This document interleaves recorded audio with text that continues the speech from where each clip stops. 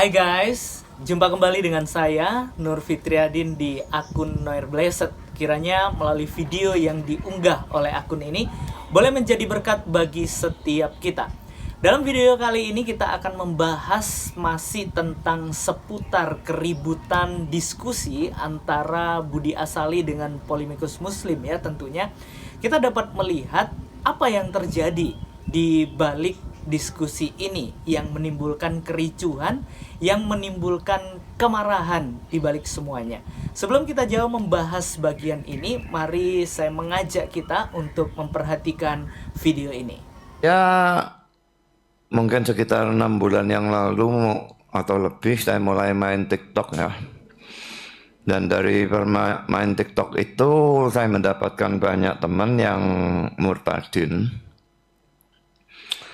Dan mereka semua mengatakan bahwa di dalam agama mereka yang lama tidak ada kepastian keselamatan. Tadi yang benar saudara atau mereka gitu loh. Ya, mereka tidak ada keyakinan keselamatan. Lalu mereka juga berkata bahwa kalau selamat selamat tapi masuk neraka dulu.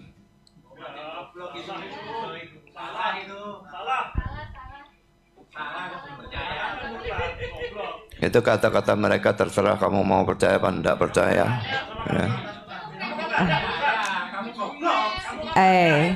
Baik audiens, tolong jangan ada kata penghinaan dan lain-lain ya. Kita bukan di sini sebagai non manusia, kita kan manusia ya, bisa berbicara dengan baik-baik ya.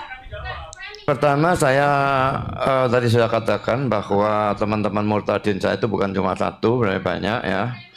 Dan mereka mengatakan bahwa harus lewat neraka. Memang masuk surga nanti akhirnya, tetapi harus lewat neraka dulu. Lalu yang kedua, nabinya sendiri itu masih harus didoakan oleh umatnya. Nah kalau nabinya masih didoakan, lalu umatnya bagaimana? Oke. Harus diselesaikan. Anda meluas. Apa? Anda mulai melebar. Harus diselesaikan. Ini ngomong yakin selamat atau tidak yakin selamat ya? Ayo. Yakin malam ini selesaikan. Selesaikan! Ayo. Ya. Bapak, tenang Pak, jangan ya seperti itu ya. Baik, mohon. Anda jangan pakai penafsiran sendiri. Ayo kita buka. Secara fakta, secara alkitabiah. Tenang.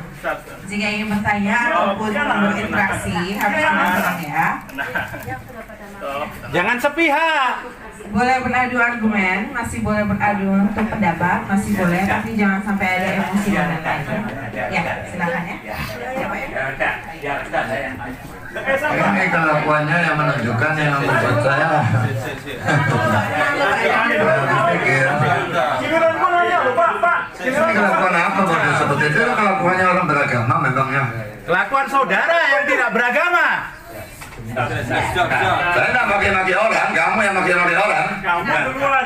Ayo diselesaikan malam ini mengenai sholawat dan sebagainya itu. Diselesaikan bagaimana?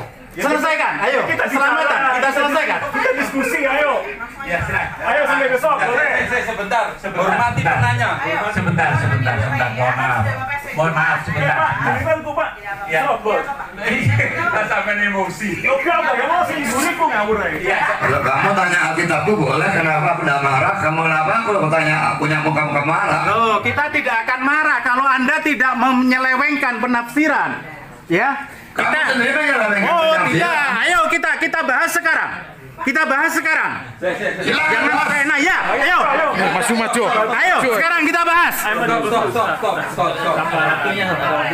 Gini aja, sudah. Nanti masalah sholawat, nanti kita dialogkan berikutnya. Setelah ini. Kan tadi Pak Budi Asali kan sudah janji dengan saya. Toh? Jadi nanti aja ya.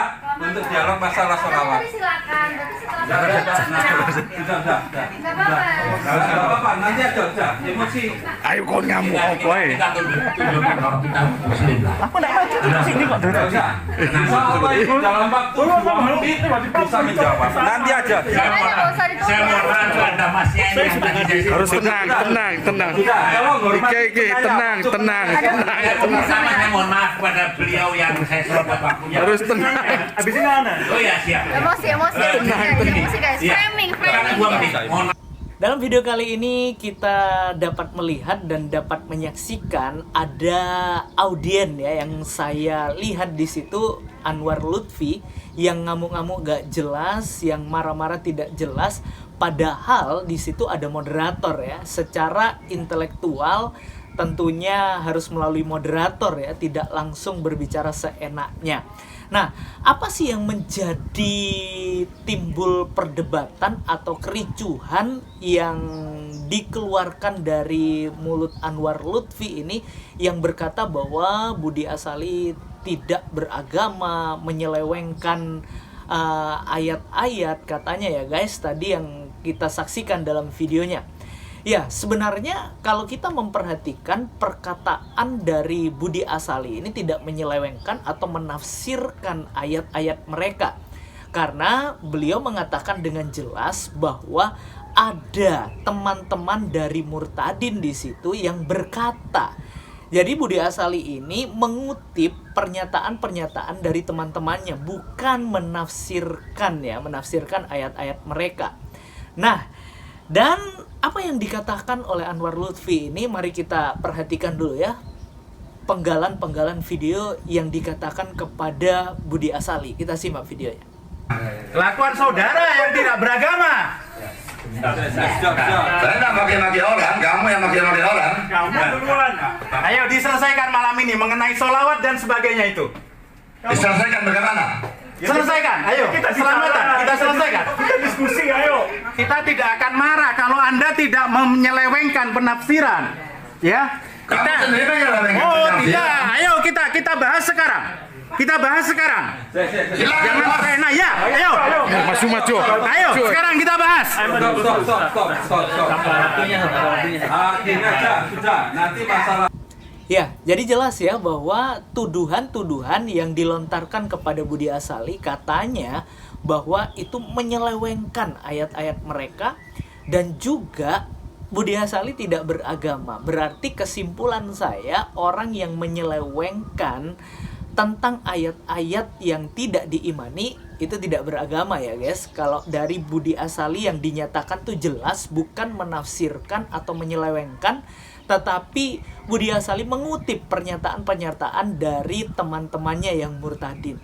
Nah, bagaimana dengan Anwar Lutfi ini? Apakah beliau juga dikatakan tidak beragama karena menafsirkan atau menyelewengkan ayat-ayat orang Kristen? Kita simak video jejak digitalnya. Perhatikan video ini. Sebelumnya yang menjadi pedoman Mas Budi sebenarnya bukanlah kitab suci. Tadi Mas Budi katakan, nah iya, saya membaca bertanya-tanya. Ketika Tuhan saya waktu itu disalib, justru ucapan Tuhan yang disalib itu bagaimana Mas Budi? Allah kenapa engkau meninggalkan aku? Allah kenapa engkau meninggalkan aku? Eli, lama sabachthani, ya Tuhan, kenapa engkau tinggalkan aku? Di saat aku sedang menderita, di saat aku dalam kesulitan yang hebat, di saat aku membutuhkan pertolonganmu, justru engkau tinggalkan. Eli, lama sabachthani. Sehingga saya tanya waktu tadi, saya tanya Mas Budi, kira-kira yang berteriak Eli sabachthani itu Tuhan atau bukan? Bukan ya. Kalaupun misalkan Mas Budi waktu itu menjawab itu adalah Tuhan, berarti ada dua Tuhan dong. Tuhan yang dimintai pertolongan dan Tuhan yang butuh pertolongan. Nah, tentu kalau jiwa kita sehat, akal kita sehat, rohani kita sehat, hati kita sehat, tidak mungkin akan meyakini, mengimani ada Tuhan yang maha kuasa dan Tuhan yang tidak maha kuasa. Ya, jadi jelas ya guys, dari jejak digital sebenarnya kita dapat menyimpulkan siapa sebenarnya yang menyelewengkan ayat-ayat orang lain. Ya tentunya netizen dapat menilai sendiri. Dan bagi teman-teman, apa pendapat Anda? Silahkan tulis di kolom komentar dengan catatan harus sopan ya tentunya dan mendukung tidak menyudutkan tentunya. Oke guys, ada satu ayat Alkitab yang menarik yang menjadi perhatian kita di dalam Matius 7 ayat yang keempat sampai dengan ayat yang kelima. Alkitab mencatat bahwa bagaimanakah engkau dapat berkata kepada saudaramu, biarlah aku mengeluarkan selumbar itu dari matamu padahal ada balok di dalam matamu. Hai orang munafik, keluarkanlah dahulu balok dari matamu, maka engkau akan melihat dengan jelas untuk mengeluarkan selumbar itu dari mata saudaramu. Terkadang manusia itu lebih menginginkan pendapatnya yang paling benar dari pendapat orang lain. Jadi mari kita belajar ya, introspeksi diri, apa yang kita ucapkan dan apa yang sudah kita lakukan. Jangan sampai menjadi blunder bagi setiap kita. Oke, kiranya video ini boleh jadi berkat bagi setiap kita. Dan Tuhan Yesus memberkati kita dimanapun kita berada. God bless you.